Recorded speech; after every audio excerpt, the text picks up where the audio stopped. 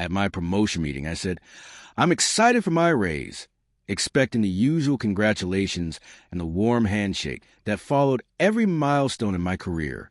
Instead, my wife, the woman I trusted more than anyone, chuckled behind her perfectly poised desk. "What raise?" she asked, her tone casual, almost teasing, but there was a sharpness beneath it, an edge I hadn't noticed before. I froze. The words hit me like a sudden cold draft. My heart stuttered, not because of the money, but because of her. I searched her eyes for some flicker of amusement, some hint that she was joking, but there was nothing. Only a distance I couldn't name yet. The raise? From the board? I thought. My voice faltered. She leaned back in her chair, fingers tapping the mahogany surface. "You thought?" she said softly, almost thoughtfully. "I see. Well, I guess you assume because it's customary." I swallowed hard. The office felt smaller, more suffocating. "Yes, customary," I said, though the words tasted bitter. My raise had been expected for months, and her disbelief felt like a personal rebuke. She smiled, but it didn't reach her eyes. "Maybe it's not that simple," she murmured. The rest of the meeting blurred. Words slipped past me. The presentation of numbers, the quarterly reports. It all sounded hollow. Her presence, once comforting, now felt like a cold wall between us. I left the office that day with a forced smile, the elevator ride down echoing in my chest like a funeral drum. At home, I tried to shake it off. Dinner smelled of rosemary and garlic, her favorite. The soft clink of cutlery against porcelain was the only sound.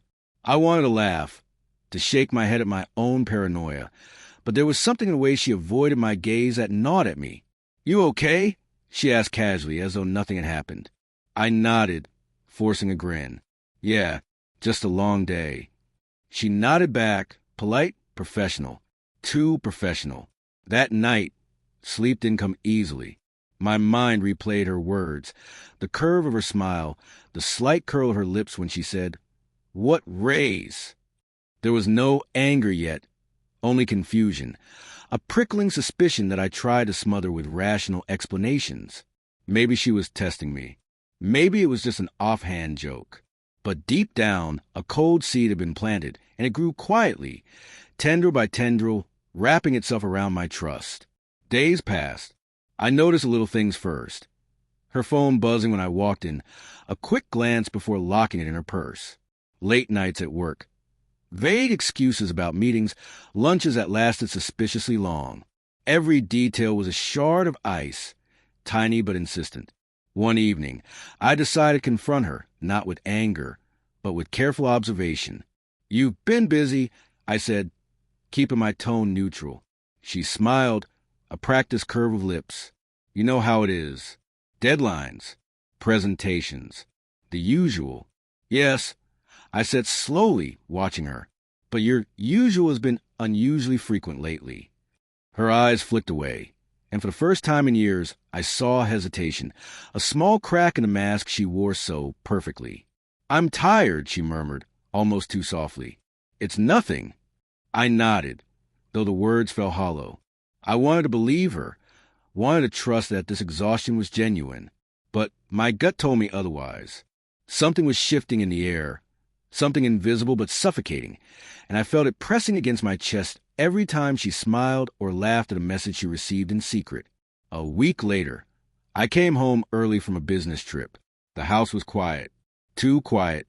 The smell of dinner lingered faintly in the air, but the table was empty. I checked the living room and found her laptop open, her email screen revealing a series of messages I wasn't meant to see. My hands trembled as I scanned the subject lines. Meetings, schedules, plans. Then, a name I didn't recognize. A man. The messages were casual at first, polite exchanges.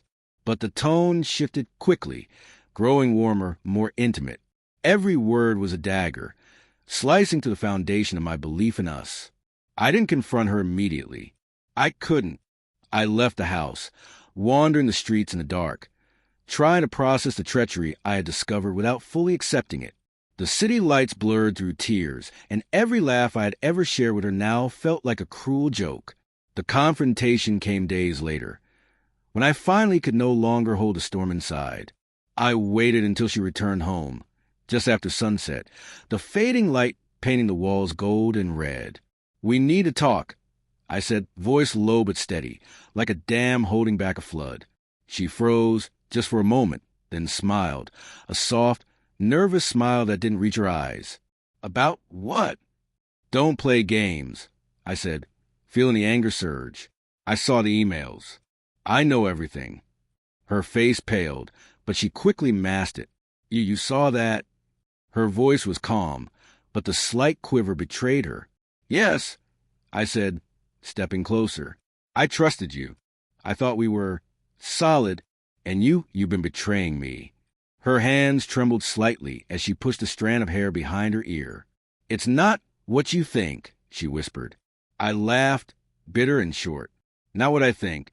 Don't insult me. You've been lying, hiding this whole time. I don't even know who you are anymore."